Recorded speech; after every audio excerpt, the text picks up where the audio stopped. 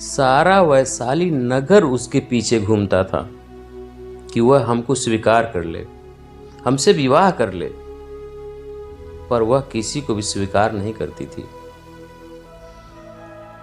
दोस्तों, बुद्ध का एक शिष्य उनका उपदेश सुनकर भिक्षु हो गया। वह एक दिन नगर में भिक्षा मांगने गया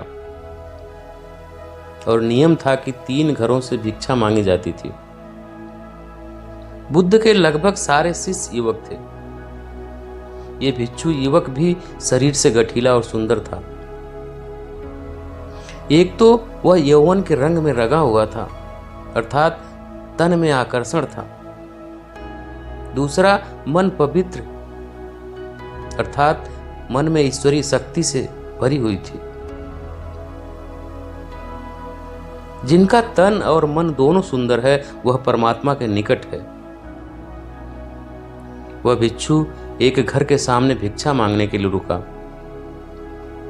वह मकान वासबंदता नाम की एक वेश्या का था। वह भिक्षु की आवाज सुनकर तुरंत बाहर आई और द्वार पर देखा कि एक सुंदर नौजवान, जिसका शरीर गठा हुआ है और उसका मुख एक अलौकिक आभा से युक्त है। उसको देखकर ऐसा लग रहा था कि वह भिक्षु युवक शांति और आनंद में डूबा हुआ है। वेश्या उसे देखकर हैरान रह गई, जबकि वह स्वयं भी बहुत सुंदर थी। सारा वैशाली नगर उसके पीछे घूमता था कि वह हमको स्वीकार कर ले, हमसे विवाह कर ले, पर वह किसी को भी स्वीकार नहीं करती थी। उस बलिष्ठ और सुंदर नौजवान भिक्षु को देखते ही वासवंदता उसे अपना दिल दे बैठी। उसने भिक्षु से कहा, घर के भीतर आओ, तनिक बैठो। भिक्षु ने इनकार कर दिया। देवी, मैं अभी नहीं आ सकता हूं। वेश्या ने कहा, भिक्षु कभी इनकार नहीं करते, कोई बुलाए तो जाना चाहिए। मेरे भवन के भीतर आओ हे भिक्षु, अगर भीतर आओगे तो कुछ न कुछ तो पाओगे ही। भिक्षु ने कहा, अगर कुछ देना है तो द्वार पर ही दे दो। उस वेश्या का दिल और दिमाग उस युवक के आकर्षण में बिल्कुल डूब चुका था। उसको कुछ सुनाई ही नहीं पड़ रहा था। वह भिक्षु कुछ क्षण रुककर आगे की ओर बढ़ गया। दासी ने आकर कहा, अब द्वार पर कोई नहीं है, भीतर चलो।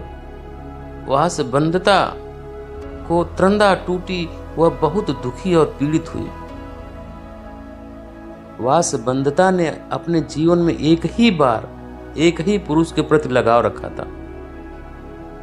उसने भी इनकार कर दिया। दिल टूट गया।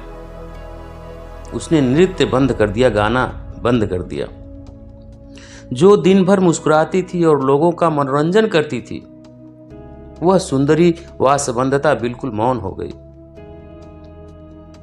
भवन के द्वार सबके लिए बंद हो गए। वह किसी से भी नहीं मिलती थी।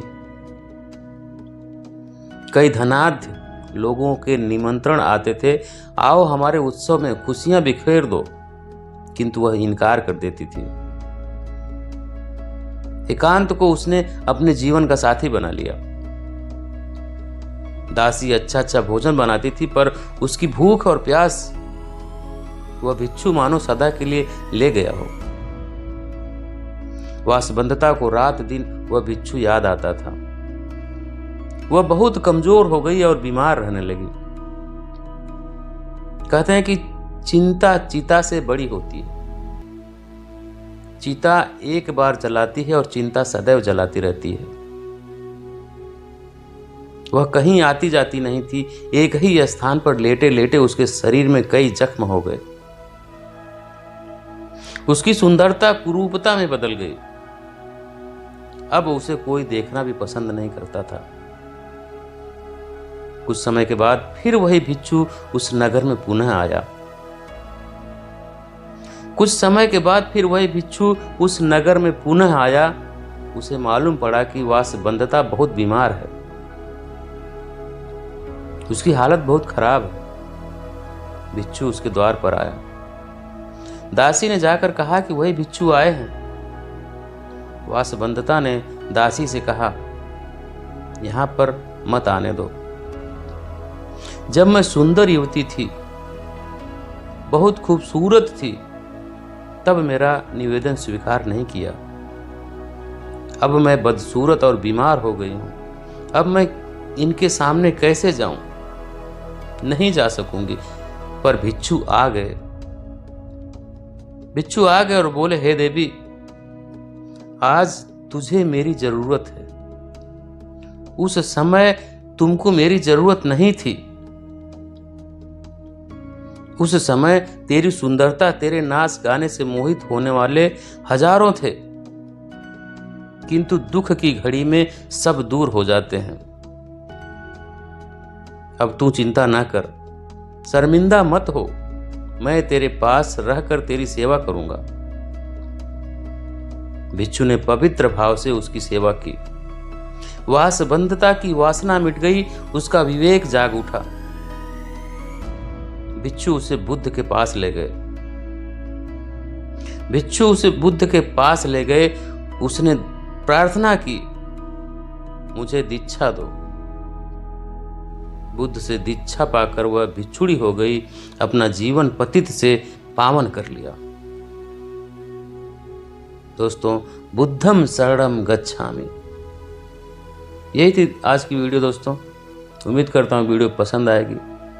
वीडियो पसंद आए तो प्लीज़ वीडियो को लाइक करके शेयर कर दें, एक प्यारा सा कमेंट करें, और चैनल को अभी तक सब्सक्राइब नहीं किया तो प्लीज़ चैनल को सब्सक्राइब करें, बेल आइकन प्रेस करें, ताकि आने वाली सभी वीडियो का नोटिफिकेशन सबसे पहले आपको मिले। वीडियो लास्ट तक देखा, इसके लिए आपको बहुत बहुत धन्यवाद।